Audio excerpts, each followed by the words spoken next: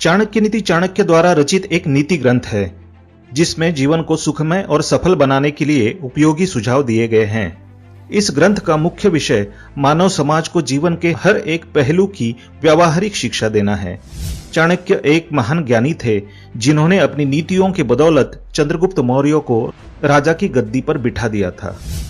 जानिए चाणक्य की कुछ ऐसी महत्वपूर्ण नीतियां जो आपको जीवन के किसी न किसी मोड़ पर काम आ सकती है।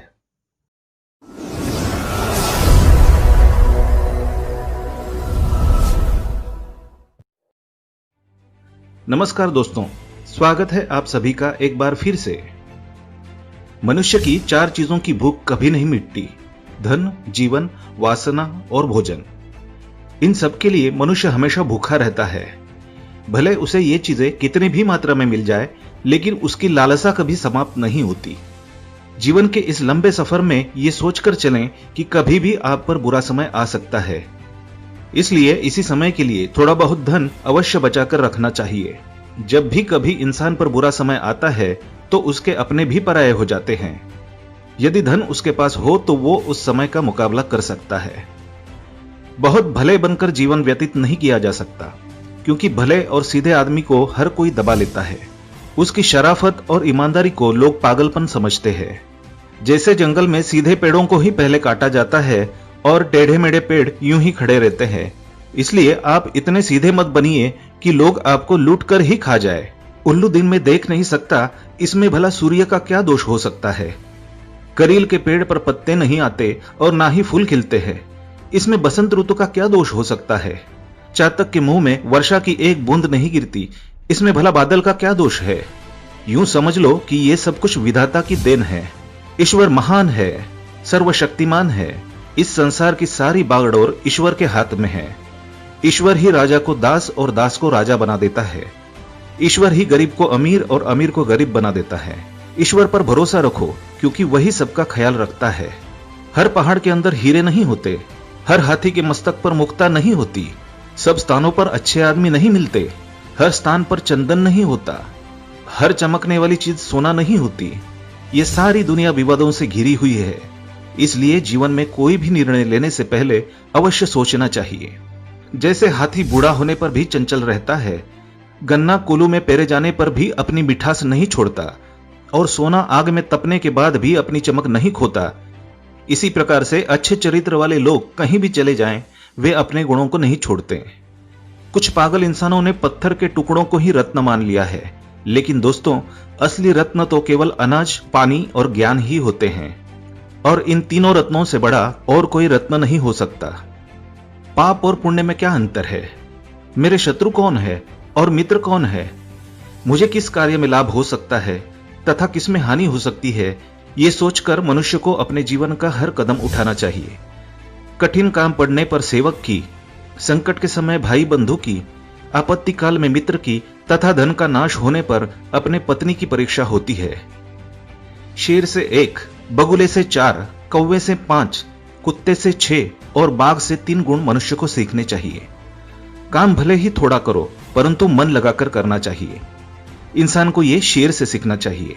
समय के अनुसार अपनी शक्ति से काम करने का गुण बगुले से सीखना चाहिए। ठीक समय से जागना, सोना, लड़ना, झपट कर भोजन करना, ये गुण मुर्गे से सीखने चाहिए। समय समय पर संग्रह करना, चौकस रहना, दूसरों पर विश्वास न करना, ये गुण कौवे से सीखने चाहिए। बहुत भूख में भी संतुष्ट रहना, गहरी नींद में सोते हुए भी जागते रहना, मालिक की वफादारी करना, ये गुण मनुष्य को कुत्ते से सीखने चाहिए। यदि धन का नाश हो जाए, मन की शांति भंग हो जाए, तो इन सब बातों को बुद्धिमान लोग दूसरों को नहीं बताते हैं। जो व्यक्ति दूसरों को बताने की भूल करते हैं, लोग उनका मजाक ही बनाते हैं। अपने हाथों से किया हुआ काम सबसे श्रेष्ठ होता है, इसलिए मनुष्य को अपना हर कार्य अपने हाथों से ही करना चाहिए। अंधाधुंध खर्चा करने वाला तथा जो अपनी आमदनी से अधिक खर्चा करता है और दूसरों से झगड़ा करता है, ऐसे लोग कभी सुखी नहीं रह सकते। जैसे धरती खोदने से उसमें से पानी निकलता है, वैसे ही गुरु की सेवा करने से विद्या प्राप्त होती है। ये बात सदा याद रखें कि गुरु की सेवा के बिना इंसान कभी अच्छी शिक्षा प्राप्त नहीं कर सकता।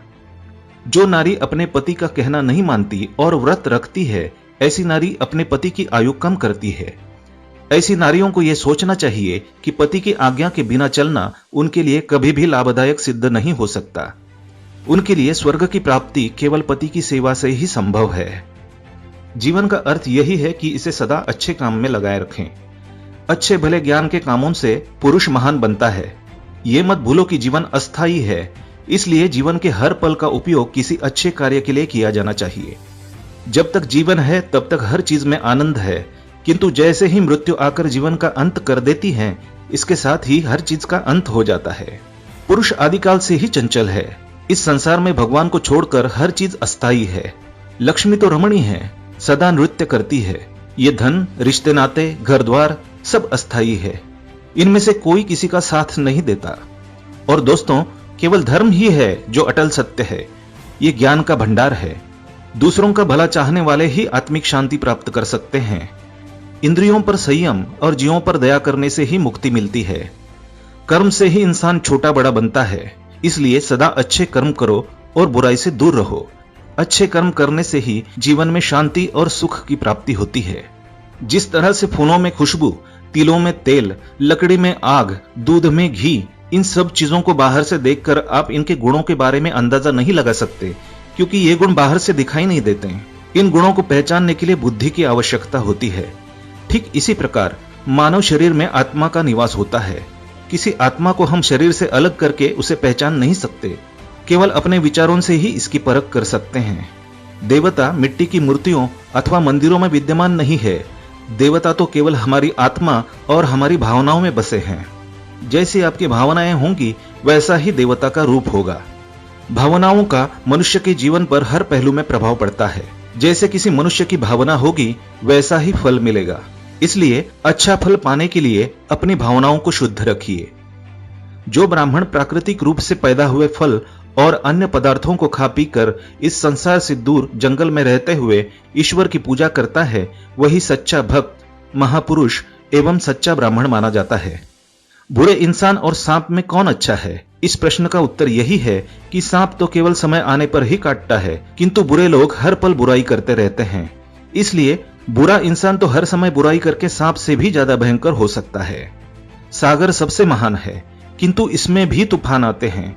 अपनी सारी सीमाएं तोड़कर विनाश भी कर देता है, परंतु सच्चे साधु और ज्ञानी लोग कभी भी अपनी सीमाएं नहीं तोड़ते।